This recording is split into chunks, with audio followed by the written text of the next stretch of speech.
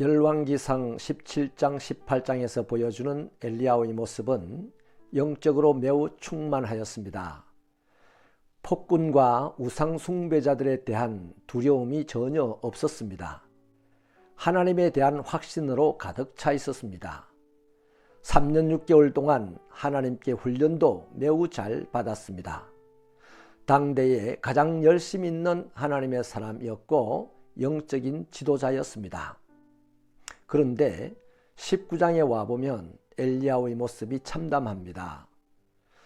하나님께 차라리 나를 죽여주세요 라고 기도할 정도였으니까요. 왜 이렇게 되었을까요? 열왕기상 19장 3절부터 4절을 읽어드리고 묵상하려고 합니다.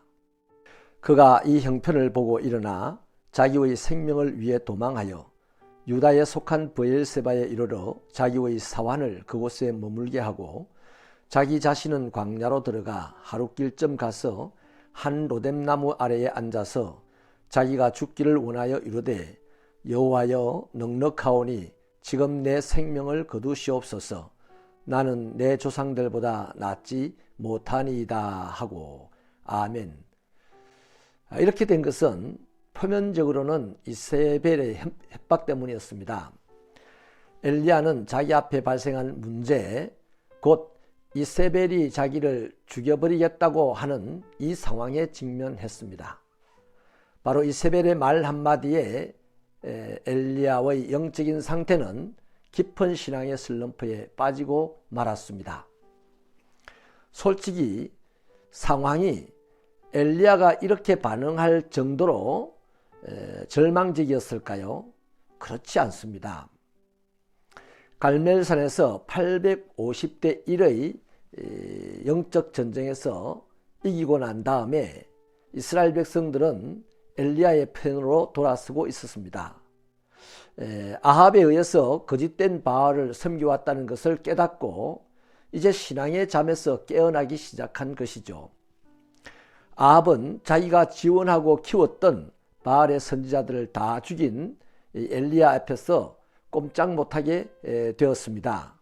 적어도 아합이 보기에는 엘리야의 말 한마디에 천둥구름이 몰려왔고 엄청난 장대비가 쏟아졌지 않습니까? 엘리야의 꽁무니를 따라서 겨우 왕궁으로 왔습니다. 이제 자기 부인에게만 그 자초지종을 알리게 되었죠. 자초지종을 들은 이세벨은 엘리야에게 뭐 하려고 사자를 보내었을까요? 만약에 이세벨에게 힘이 있었다면 협박 편지 보내지 않습니다. 적시로 왕궁까지 온 엘리야를 죽였겠죠. 그런데 솔직히 그럴 형편이 안 되는 것이죠. 이세벨은 지금 자기가 엘리야를 죽일 수 없다는 것을, 죽일 만한 힘이 없다는 것을 잘 알고 있습니다.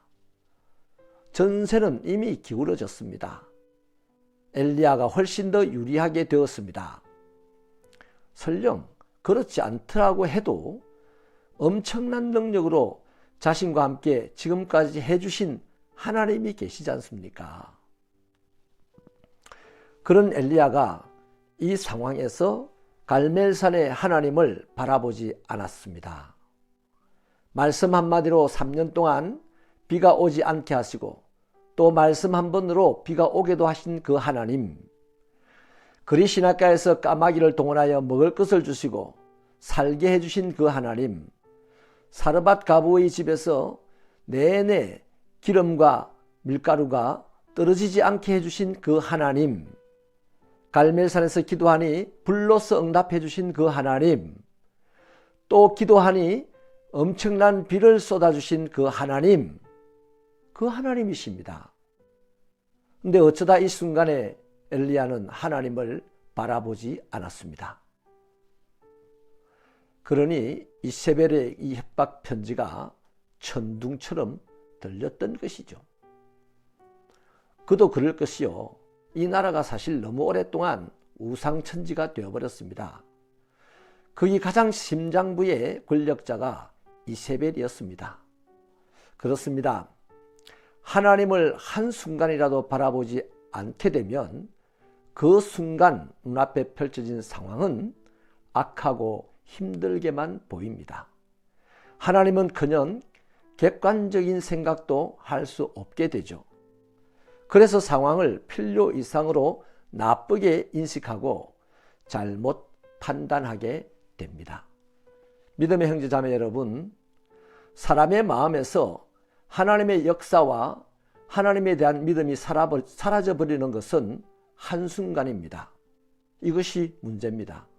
이것은 모든 사람에게 동일한 문제입니다. 하나님이 자신의 생각 속에서 사라져버리면 아무리 대단한 사람이라 할지라도 물 한 방울 같은 상황을 태산처럼 느끼게 됩니다. 그 사람의 판단과 행동이 올바를 이유가 없죠. 그러므로 그리스도인은 모든 상황 앞에서 하나님을 바라보셔야 합니다. 하나님을 바라보지 않으면 이 문제 상황만 보일 뿐입니다. 그는 상황에 대한 판단과 이해를 상실하게 됩니다. 그 상황에 노예가 되어버리고 말죠. 문제 상황에서, 아니 모든 상황에서 하나님을 바라보셔야 합니다. 하나님께서 당신의 상황을 어떻게 판단하실는지 생각할 수 있는 여유를 가지셔야 합니다. 결코 두려움 때문에 흔들리지 않을 것입니다. 결코 거만하게 굴지도 않을 것입니다. 결코 상황을 그릇 인식하고 판단하여 신앙의 슬럼프에 빠지지도 않을 것입니다. 하나님, 우리가 신앙생활을 하면서 어떤 상황에서든지 먼저 하나님을 바라볼 수 있는 믿음에 단련된 습관이 있게 하여 주옵소서. 그리하여서 하나님을 바라보고 내게 훌륭한 상황이 펼쳐졌을 때에 교만해지지 않게 하시고, 내게 악한 상황이 펼쳐졌을 때에 겁내지 않게 하시고, 언제나 한결같은 모습으로 하나님과 함께 동행하여 하나님의 승리를 내가 맛보고 노래할 수 있는 그런 아름다운 신앙, 실질적인 신앙이 되게 하여 주옵소서. 신앙의 슬럼프에 빠질 수는 있겠으나 빠져서는 안 되겠사오니 하나님만 바라보고 살아갈 수 있는, 아니 하나님을 먼저 바라보고 살 수 있는 우리가 되게 하여 주옵소서. 예수님 이름으로 기도하옵나이다. 아멘.